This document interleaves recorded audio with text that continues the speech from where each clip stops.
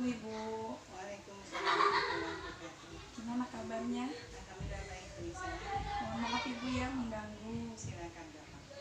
Saya di sini ingin mewawancarai Ibu mengenai modul 3.1 tentang pengambilan keputusan dilema etika. Nanti Ibu akan saya wawancarai. Silakan. Sudah siap Ibu? Siap, saya. Baik, untuk pertanyaan pertama, selama ini bagaimana Ibu menjalankan pengambilan keputusan di sekolah, terutama untuk kasus-kasus di mana ada dua kepentingan yang sama-sama mengandung nilai kebaikan. Baik Ibu, saya akan mencobanya ya. Jadi saya dalam mengambil keputusan selalu mempertimbangkan masukan dari teman guru yang saya anggap sebagai senior di sini. Bagaimana pendapatnya supaya hasil keputusan saya itu benar-benar bisa diterima oleh semua pihak. Jadi kalau saya pada kondisi tertentu saya tidak bisa memecahkan satu masalah, meminta artinya Kolaborasi ya, iya. Juga kalau perlu ada atasan saya yaitu kepala pengawas. Tapi kalau misalnya sudah bisa dengan rekan yang ada di sini untuk mencari solusi yang terbaik, tentunya saya berusaha. Untuk pertanyaan selanjutnya, langkah-langkah atau prosedur seperti apa yang biasa Ibu lakukan saat ini? Baik, biasanya saya mencari informasi dulu Bu Nisa, misalnya dari teman sejawat ya, terutama komite sekolah, orang Pak Wali murid, kalau perlu ya, tergantung permasalahannya berkenaan dengan apa gitu. Jadi saya dapat informasi tersebut supaya melakukan analisis dalam mengambil keputusan yang terbaik. Berarti harus ada masukan ya Bu ya. Terus untuk selanjutnya Ibu, langkah-langkah apa saja yang selama ini yang Ibu anggap efektif dalam pengambilan keputusan pada kasus-kasus dilema etika?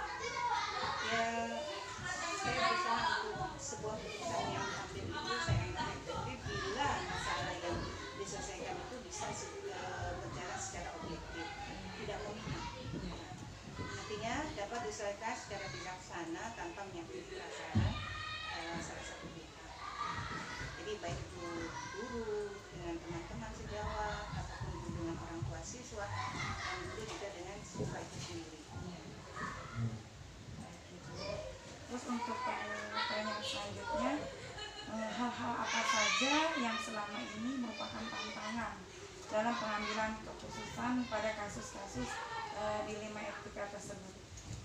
Apakah ada tantangannya atau tidak? Itu ya. Tantangannya yaitu sebuah keputusan yang diambil oleh seorang kepala sekolah terkadang tidak memuaskan semua pihak. Itu sudah sering terjadi seperti itu, dan saat itu saya sudah alami. Banyak Jadi sebagian pihak tentunya saya bisa memberikan pengertian kepada pihak yang istilahnya menerima keputusan saya itu. Jadi masalahnya atau sebuah keputusan bersama dengan yang diambil misalnya dalam sebuah rapat musyawarah itu, dalam biasanya pemimpin kelas, terus pengambilan keputusan dalam menata lingkungan sekolah ini bagaimana. Jadi saya punya itu, tapi keputusan itu tidak mutlak dari saya, tapi harus minta pendapat rekan-rekan di sini.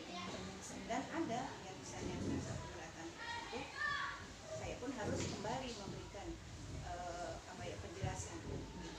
Jadi bagaimana keputusan itu saya ambil bisa dinilai bijaksana oleh semua pihak secara adil, itu maksudnya. Berarti Ibu tuh menginginkan nyaman ya Bu ya, yang terbaik untuk sekolah ini ya Bu ya, untuk semuanya. Baik. Untuk pertanyaan selanjutnya, apakah Ibu memiliki sebuah tantangan prosedur atau jadwal tertentu dalam sebuah penyelesaian kasus etika ini?